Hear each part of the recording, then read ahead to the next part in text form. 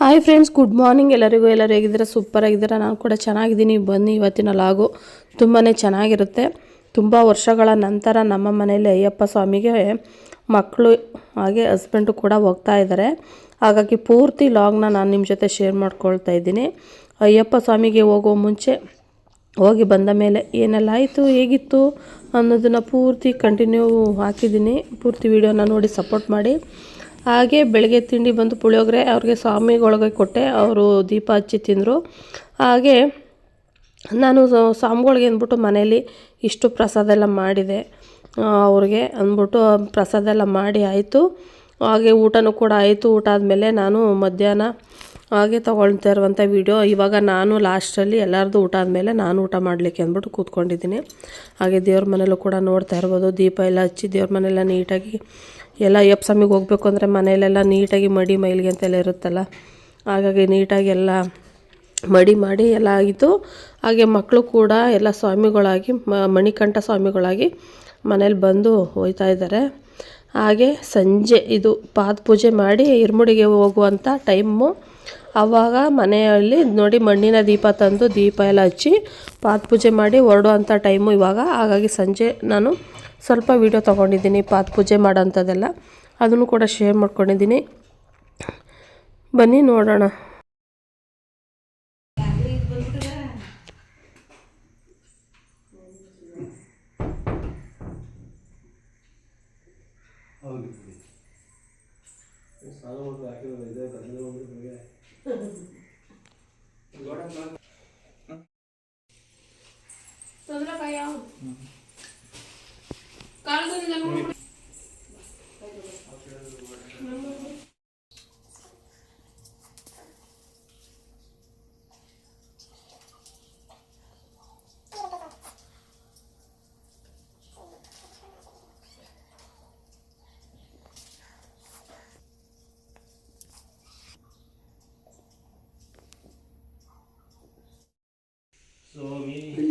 ನೀವು ಕುಳಿಸುತ್ತೆ ನಿಮ್ಮ ಕಾಯಿ ಕುಡಿಯೋದು ಕಾಯಿ ಬಿಡಿ ಕಾಯಿ ಕುಡಿಯೋದು ಅವ್ರಿಗೆ. ನೀವೊಂದು ಕಾಯಿ ಕಾಯಿ ಅಯ್ಯಪ್ಪ ಸ್ವಾಮಿ ಅಯ್ಯಪ್ಪ ಸ್ವಾಮಿ ಅಯ್ಯಪ್ಪ ಸ್ವಾಮಿ ಅಯ್ಯಪ್ಪ.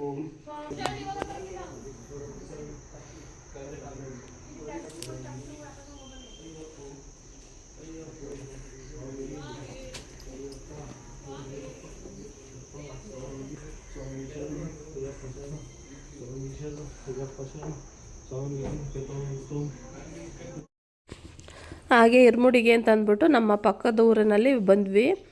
ಅಲ್ಲಿ ಬಂದು ಬಸವ 3 ಕಣ್ಣಿನ ಬಸವ ಉದ್ಘಾಟನೆ ಅದು ಆಗಿತ್ತಲ್ಲ, ಅಲ್ಲಿ ಬಂದು ನಮ್ಮ ತಂಗಿ ಮನೆಯಲ್ಲಿ ಪೂಜೆ ಇಟ್ಟಿದ್ರು. ಹಾಗಾಗಿ ಪೂಜೆಗೆ ಅಂತ ಬಂದ್ವಿ. ಅಲ್ಲೇ ದೇವಸ್ಥಾನ ಹತ್ರನೇ ಇರ್ಮುಡಿನೂ ಕೂಡ ಇತ್ತು. ಫಸ್ಟು ಸ್ಟಾರ್ಟಿಂಗು ಬಸವನ ದೇವಸ್ಥಾನದಲ್ಲಿ ಪೂಜೆ ಇತ್ತಲ್ಲ, ಫಸ್ಟ್ ಪೂಜೆ ಎಲ್ಲ ಮುಗಿಸ್ಕೊಂಡು ಲಾಸ್ಟಲ್ಲಿ ಇರ್ಮುಡಿ.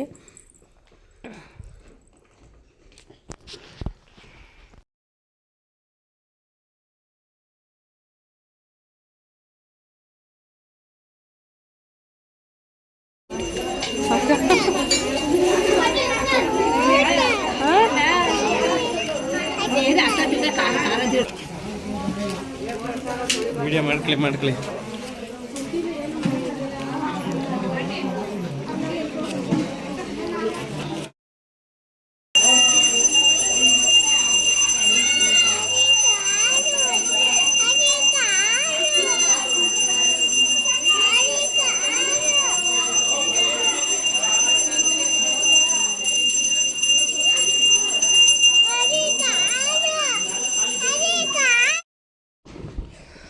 ಅಲ್ಲಿ ಬಸವನ ದೇವಸ್ಥಾನದಲ್ಲಿ ಊರ ಜನ ಎಲ್ಲ ಕರೆದು ಮುತ್ತೈದೆಯರನ್ನೆಲ್ಲರನ್ನು ಕರೆದು ಅರ್ಶಿನ ಕುಂಕುಮ ಬಳೆ ಎಲ್ಲ ಕೊಟ್ಟು ಪ್ರಸಾದ ಪೊಂಗಲು ಮತ್ತು ಚಟ್ನಿ ಎಲ್ಲ ಮಾಡಿಸಿ ಪೂಜೆ ಇಟ್ಟಿದ್ರು ನನ್ನ ತಂಗಿ ಮನೇಲಿ. ಅದು ಪೂಜೆ ಎಲ್ಲ ಆಯಿತು. ಪ್ರಸಾದ ಎಲ್ಲ ತಿಂದಮೇಲೆ ಇವಾಗ ಲಾಸ್ಟ್ ಫೈನಲ್ ಇವಾಗ ಇರುಮುಡಿ ಸ್ಟಾರ್ಟ್ ಆಗ್ತಾಯಿದೆ. ಇವಾಗ ಬಂದು ಮಣಿಕಂಠ ಸ್ವಾಮಿಗಳು ನನ್ನ ಮಗ ಇರುಮುಡಿ ಇವಾಗ ಸ್ಟಾರ್ಟ್ ಆಗ್ತಾಯಿದೆ. ಇರುಮುಡಿ ನೋಡೋಣ.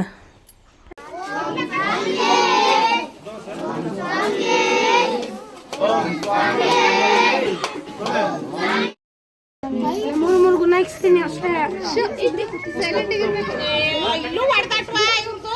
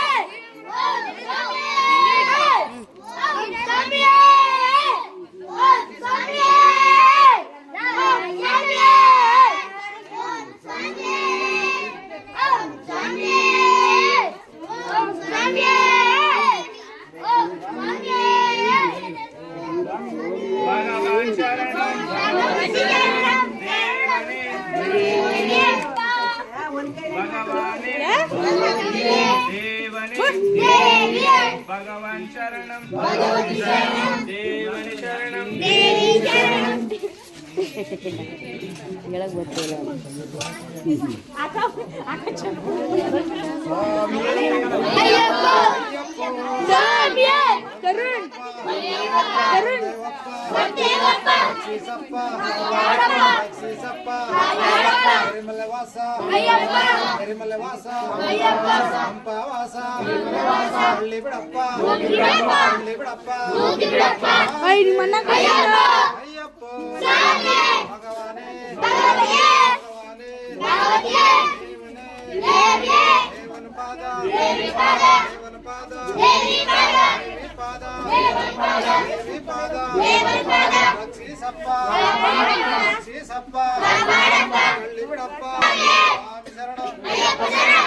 शरणम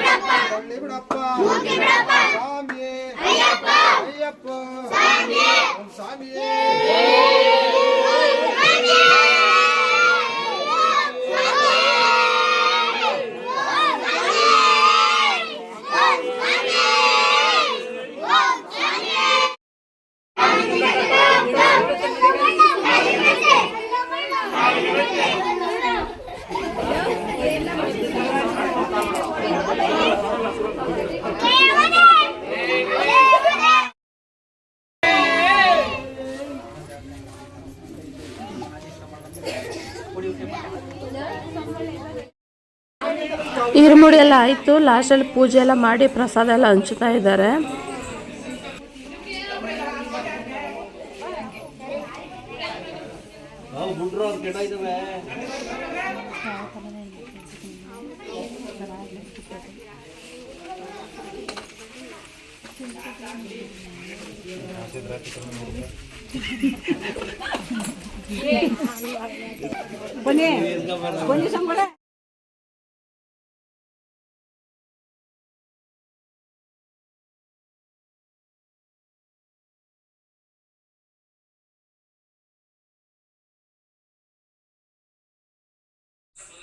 ಇದು ಬಂದು ಮಾರನೇ ದಿನದ ಲಾಗು. ಅಯ್ಯಪ್ಪ ಸ್ವಾಮಿಗೆ ಹೋಗ್ತಾ ಇದ್ದಾರಲ್ಲ, ಹಾಗಾಗಿ ಇವತ್ತಿನ ಲಾಗು. ಇದು ಬೆಳಗ್ಗೆನೇ ಎದ್ದು ಎಲ್ಲ ಮನೆಯೆಲ್ಲ ಕ್ಲೀನಿಂಗ್ ಮಾಡಿ ಎಲ್ಲ ಪ್ರಸಾದ ಎಲ್ಲ ಮಾಡಿ ಅವ್ರಿಗೆ ಕೊಟ್ಟು ಕಳಿಸ್ಲಿಕ್ಕೆ ಎಲ್ಲ ರೆಡಿ ಮಾಡ್ಕೊಳ್ತಾ ಇದ್ದೀನಿ. ಬೇಗ ಬೇಗ ಸ್ನಾನ ಎಲ್ಲ ಮಾಡಿ ದೀಪ ಹಚ್ಚಿ ಇವಾಗ ಹೊರಡಬೇಕು. ಸ್ವಾಮಿಗಳೆಲ್ಲ ಹೊರಡ್ತಾ ಇದ್ದಾರೆ. ಅಲ್ಲಿಗೆ ಹೋಗಿ ತಿಂಡಿ ಎಲ್ಲ ಮಾಡಿಟ್ಟಿದ್ದೀನಲ್ವ, ತಿಂಡಿ ಎಲ್ಲ ಒಂದು ಬಾಕ್ಸ್ಗೆ ಹಾಕಿಟ್ಟು ಅವ್ರಿಗೆಲ್ಲ ಕೊಟ್ಬಿಟ್ಟು ಸ್ವಾಮಿಗಳೆಲ್ಲ ಕಳಿಸ್ಬಿಟ್ಟು ಬರೋಂಥದ್ದು. ನಾನು ಇವಾಗ ಫೋಟೋಸ್ ಎಲ್ಲ ಹಾಕಿದ್ದೀನಲ್ಲ, ಅದು ಕಳಿಸುವಾಗ ತೊಗೊಂಡಿರೋಂಥ ಫೋಟೋಸ್ಗಳು.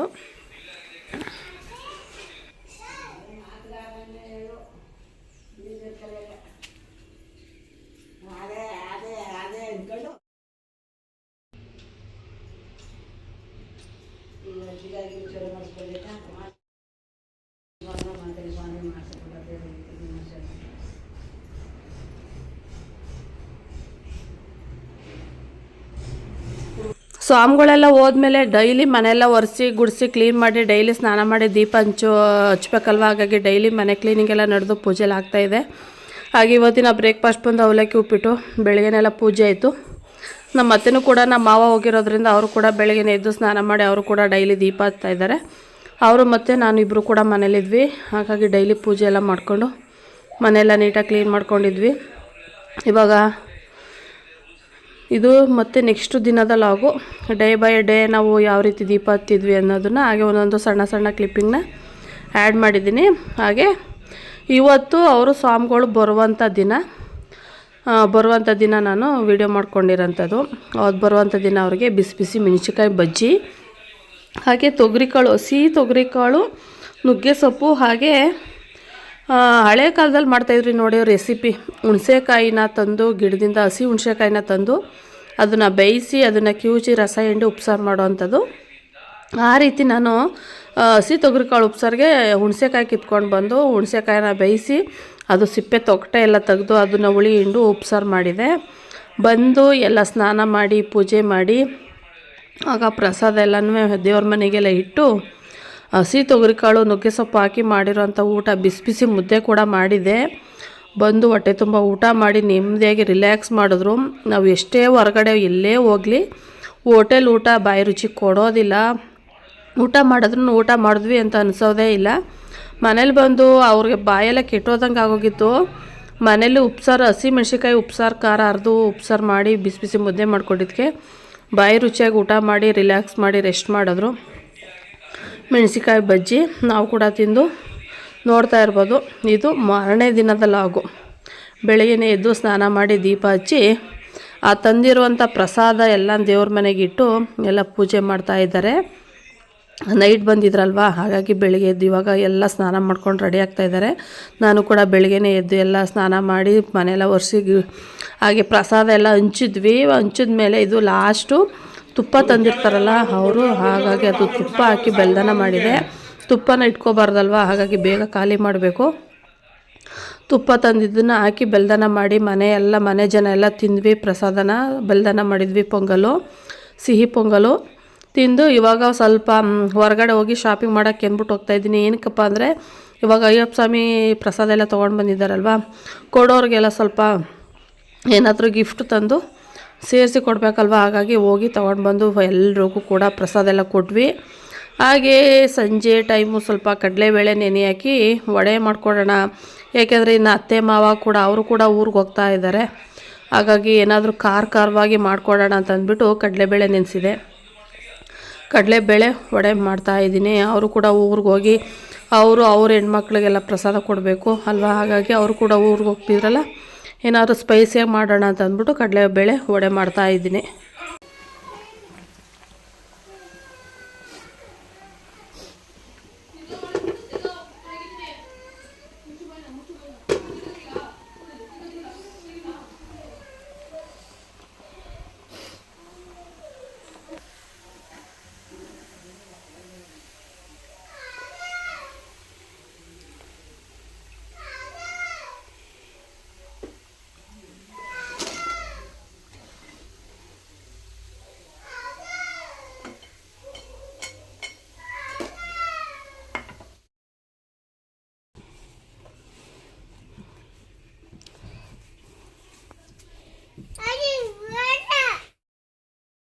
ಹೋಗದ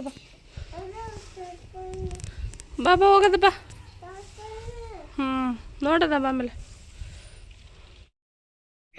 ಹಾಗೆ ಬಿಸಿ ಬಿಸಿ ತರಕಾರಿ ಪಲಾವು ವಡೆ ಮಾಡಿದೆ, ತಿಂದ್ಬಿಟ್ಟು ಇವಾಗೆಲ್ಲ ಅತ್ತೆಮ್ಮ ಎಲ್ಲ ಕೂಡ ಊರಿಗೆ ಹೊರಟರು. ನಾವು ಕೂಡ ಕೊಡೋರಿಗೆ ಎಲ್ರಿಗೂ ಪ್ರಸಾದ ಕೂಡ ಹಂಚಿದ್ವಿ. ಹಾಗೆ ಫೈನಲಿ ನಾನು ಹಾಡುಗಳೆಲ್ಲ ನೋಡ್ಕೊಂಡು ಅದಕ್ಕೆ ಮೇವು ನೀರೆಲ್ಲ ಕೊಟ್ಟು, ಹಾಗೆ ಅವರೆಕಾಯಿ ಗಿಡ ಹಾಕಿದ್ನಲ್ವ, ಅದಕ್ಕೂ ಕೂಡ ಸ್ವಲ್ಪ ನಲ್ಲೆ ನೀರು ಬಿಡಬೇಕು, ಒಣಗ್ತಾ ಇತ್ತು. ಹಾಗಾಗಿ ನೀರು ಕೊಡೋಣ ಅಂತ ಅಂದ್ಬಿಟ್ಟು ಹಾಗೆ ಸಬ್ಸಿಗೆ ಸೊಪ್ಪು ಹಾಕಿದ್ನಲ್ಲ, ಅಲ್ಲಿಗೆಲ್ಲ ಸ್ವಲ್ಪ ನೀರು ಹಾಕಿರಲಿಲ್ಲ, ಹಾಕೋಣ ಅಂತ. ಮತ್ತೆ ನೆಕ್ಸ್ಟ್ ಲಾಗ